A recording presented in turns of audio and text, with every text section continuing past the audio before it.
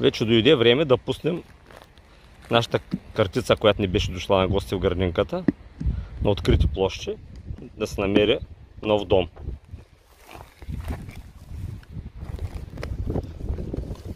Айде, бягай!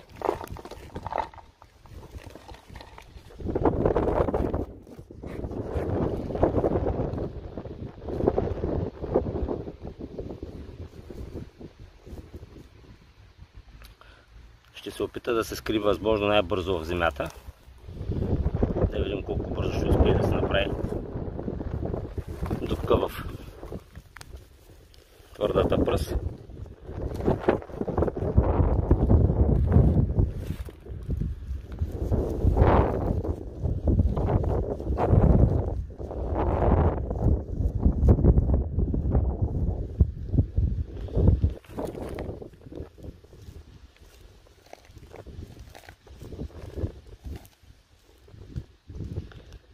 Все още се бори само с тревата.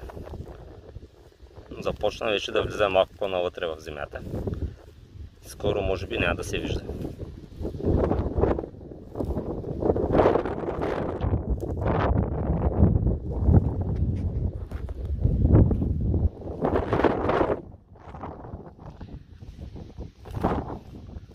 Айде, оставяме я намира да видим, ще излезе ли отново.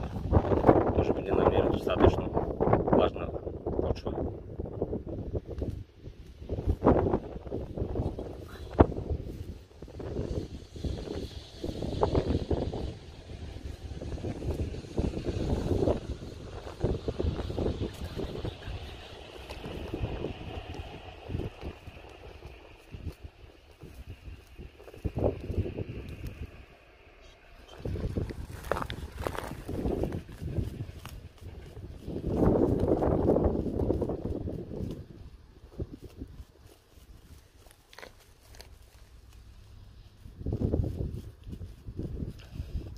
Явно тук трудно се копае, не като полята градинка.